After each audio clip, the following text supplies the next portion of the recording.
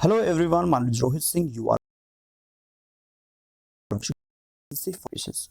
UP BEd प्रवेश परीक्षा 2021 के लिए हम जीके का ऑल इंडिया टेस्ट करते हैं मॉर्निंग में 10 बजे।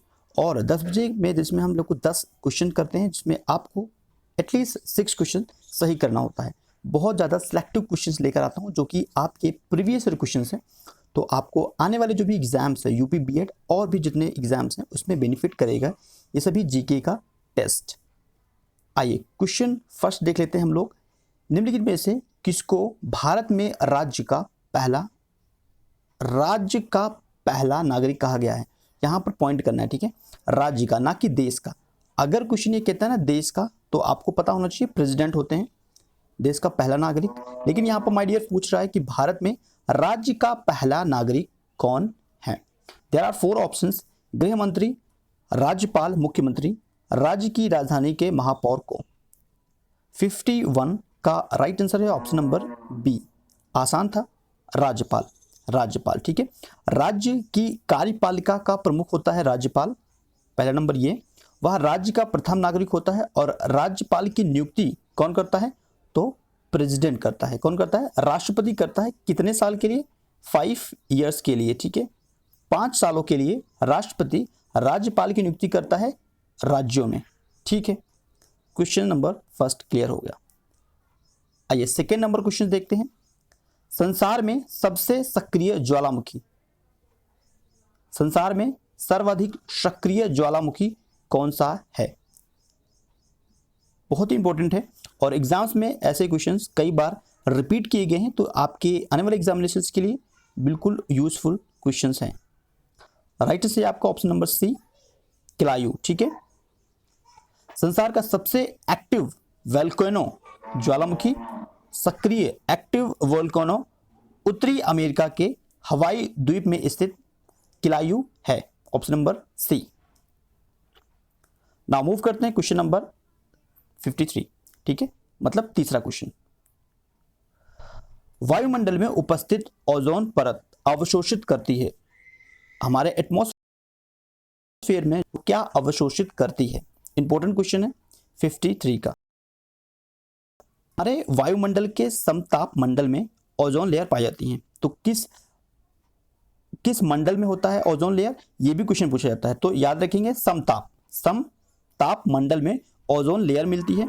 और इसका प्रमुख कार्य क्या होता है? जो भी सूर्य से आने वाली अल्ट्रावायलेट किरणों को अवशोषित करना। कौन सी किरणें?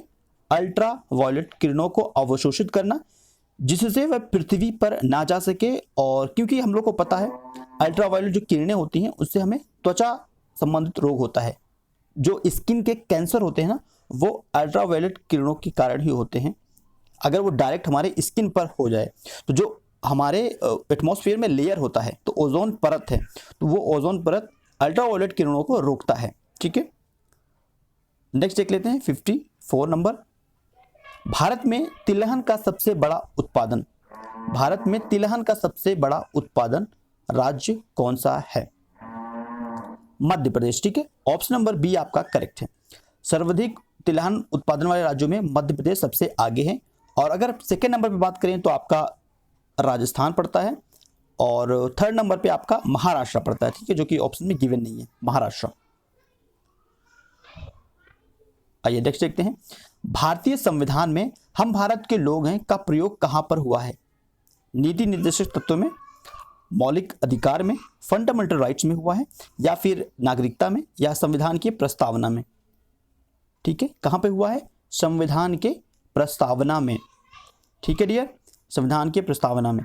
संविधान सभा द्वारा प्रस्तावना को 26 नवंबर 1949 को अपनाया गया था। कब अपनाया गया था? 26 नवंबर 1949 को, ठीक है। नेक्स्ट देखते हैं। भारत में बीबी का मकबरा स्थित है, भारत में बीबी का मकबरा कहां पर स्थित है? कहां पर स्थित है? औरंगाबाद में, ठीक है। औरंगाबाद कहां पर है? किस राज्य में पड़ता है? ये आपका महाराष्ट्र में पड़ता है, ठीक है। मकबरे का निर्माण किसने किया था? मकबरे का निर्माण औरंगजेब ने किया था। किसने किया था डियर? औरंगजेब ने, ठीक है। किसने किया था? औरंगजेब ने किया था। औरंगजेब ने किया था। ठीक है, अपनी पत्नी राबिया उद दौरानी की याद में, पत्नी का नाम क्या है, राबिया उद दौरानी की याद में उन्होंने किया था। इसे दक्षिण भारत का ताजमहल या काला ताजमहल भी कहा जाता है। तो मगर अगर क्वेश्चन क्या आ जाना है, काला ताजमहल किसे कहते हैं, याद रखेंगे बीबी को मकबरा को। ठीक है, बीबी का मकबरा को काला ताजमहल कहते हैं और भारत का, दक्षिण भारत का ताजमहल भी कहते हैं। नेक्स्ट देख लेते हैं, किस ग्रह को पृथ्वी का जुड़वा ग्रह के नाम से भी जाना जाता है, किस ग्रह को पृथ्वी का जुड़वा ग्रह के नाम से जाना जाता है, राइट आंसर है आपका शुक्र। ठीक है, शुक्र जो कि हमारे अर्थ, जो हमारा पृथ्वी है उसका सबसे निकटतम ग्रह है और यह सबसे अधिक चमकीला और गर्म ग्रह भी है, सबसे ब्राइट, चमकीला और गर्म है। इसे पृथ्वी का भाग्नि या पृथ्वी का जुड़वा ग्रह भी कहा जाता है। आइए मूव करते हैं 75 नंबर क्वेश्चन। ठीक,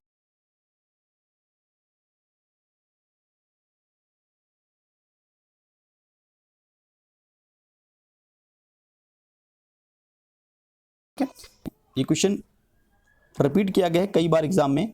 जो मकर रेखा पर सीधी पड़ती है सूर्य की किरणें तो कब पड़ती हैं, देखिए 22 दिसंबर को। ठीक है, कब पड़ती है, 22 दिसंबर को सूर्य मकर रेखा पर लंबवत चमकता है और मकर रेखा पृथ्वी की दक्षिणतम रेखा है।